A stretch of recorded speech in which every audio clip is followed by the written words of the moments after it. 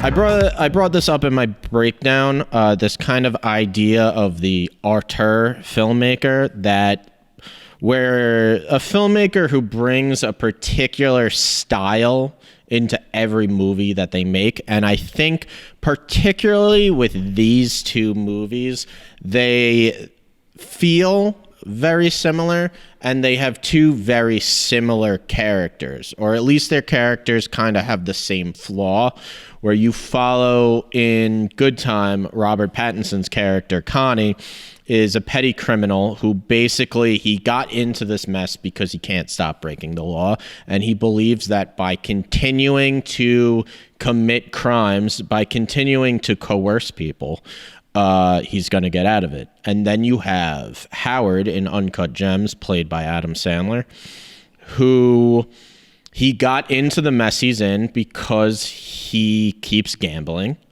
and he believes that by gambling, he's going to get out of this mess.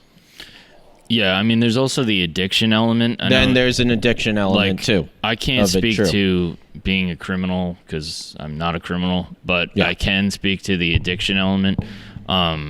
So I'm not sure.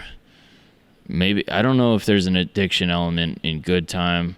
Maybe there's a survival element. There feels like backs up against the wall. There is a survival element in Good Time where you have Robert Pattinson's character Connie. He's probably a worse person than Howard is, but you feel more sympathetic towards him, definitely, because you definitely get this feeling of this guy was raised in poverty. He doesn't really have like a family backing him. He's an ex-con, and this is really all he knows.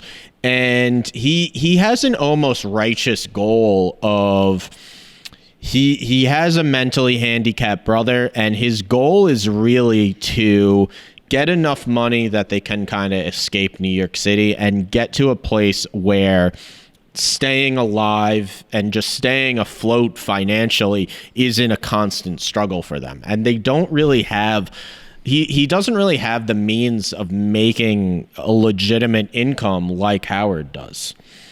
Yeah, I mean, it's funny you say that he's more sympathetic.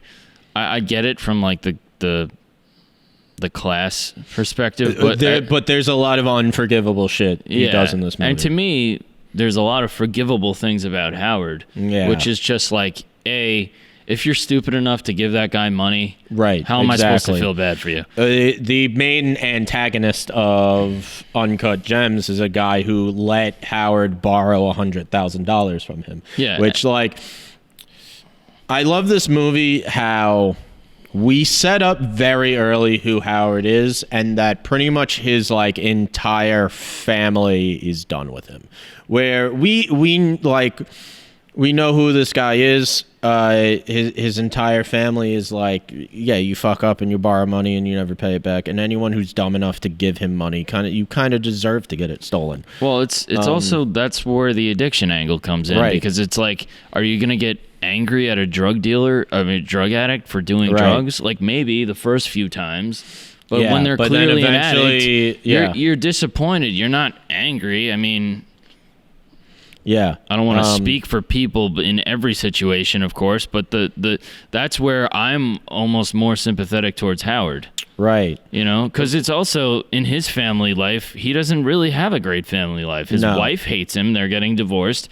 His kids can't be bothered with him. I mean, his son kind of... One of the most brutal scenes is the scene in the kitchen between him and his daughter. Yeah, when his daughter barely even wants to look at him. And by the way, I'm sure he doesn't even... I'm sure however she's acting towards him, I'm sure he deserves it. But it still sucks to see. And with the son... The son doesn't like him. The son likes this fantasy version of him. Right. Of like, he's a hardcore gambler who always wins, and he's really cool into sports, and he hangs out with Kevin Garnett. Exactly. It's the fantasy version of his life that the son is kind of in love with. I love this movie. I love how they casted Adam Sandler to play this role. Not only does he nail it, but if you think of Adam Sandler's character type, the man-child, every movie he's done thus far is the fantasy version of that character.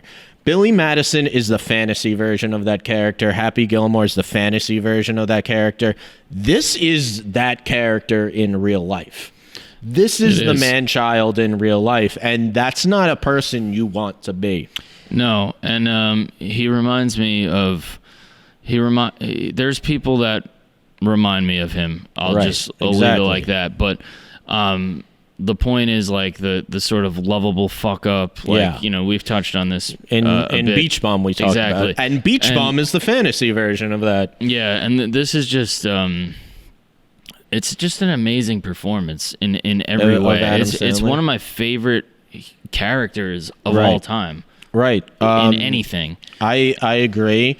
I think it's so great that it's Adam Sandler playing this also, because at the start of the movie, everybody in his life is done with him. And I think most Adam Sandler fans from the 90s are done with him as an actor at this point, that we've seen enough shitty movies of him that any like good karma he had from the 90s has kind of run out.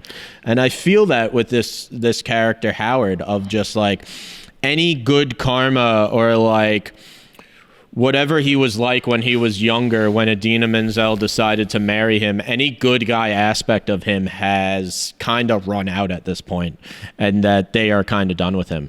And I think just Adam Sandler as this role is perfect. Perfect.